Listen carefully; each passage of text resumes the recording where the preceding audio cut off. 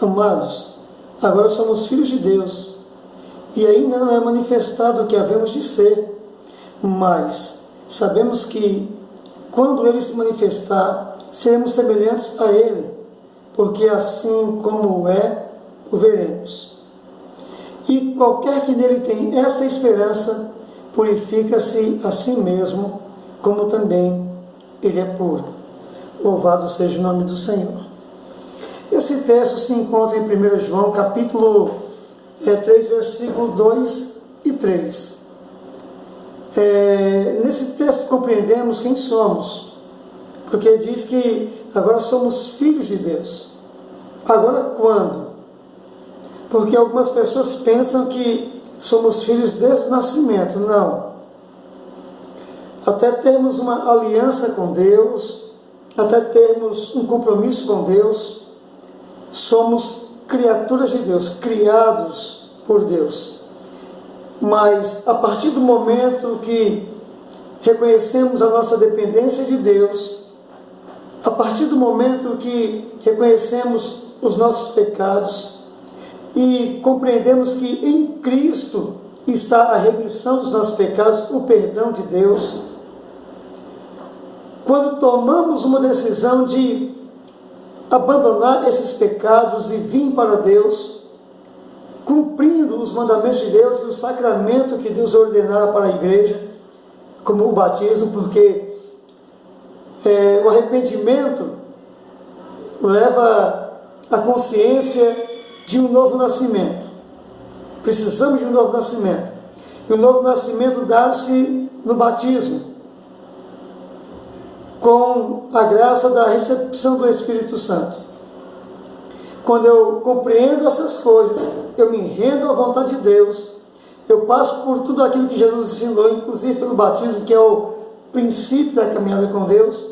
Então, agora, de uma forma sincera, fazendo isso, os meus pecados são perdoados, e agora eu passei da morte para a vida, das trevas para a luz, e o Senhor me concede a graça de ser chamado Filho de Deus. Por isso o texto diz: amados, agora somos filhos de Deus, porque a princípio não éramos.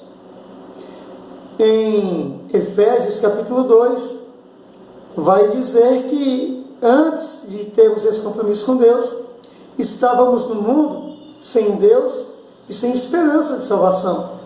Agora, com compromisso com Deus, abandonando o pecado, se lavando nas águas do batismo, aceitando a doutrina da salvação, agora sim somos filhos de Deus. Isso é um fato. 1 João 3, 2. Amados, agora somos filhos de Deus.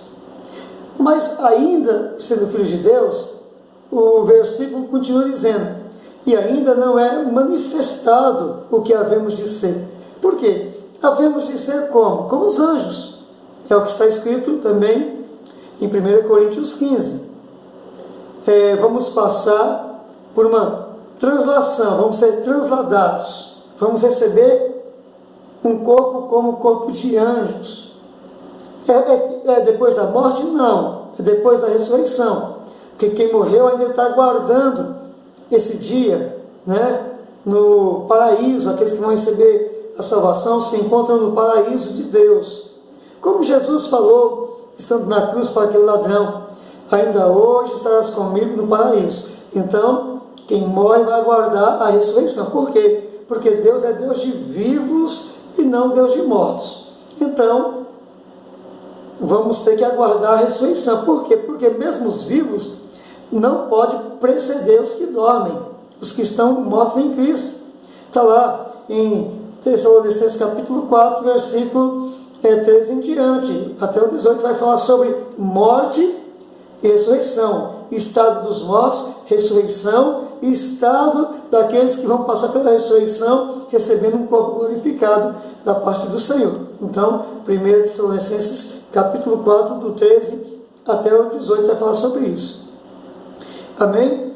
E o versículo segue ainda, né? Ele diz: amados, agora não somos... amados, agora somos filhos de Deus, e ainda não é manifestado em nós o que havemos de ser, mas, né, quando Jesus vier, se manifestar, então seremos semelhantes a Ele, porque assim como é, o veremos, e vamos ter um corpo glorificado, então vamos poder habitar com Deus, estar com Deus no reino de Deus. E o versículo 3 traz uma observação muito importante que diz assim: e qualquer pessoa, e qualquer que em Deus, em Cristo, no Espírito Santo, e que em qualquer que tem nele essa esperança, o que a pessoa faz? Purifica-se a si mesmo, como também Deus é puro. Vou repetir o versículo: e qualquer que nele tem essa esperança, esperança da ressurreição, do trasladar do corpo, da habitação eterna com Deus, quem acredita nisto, purifica-se a si mesmo, como também Deus é puro.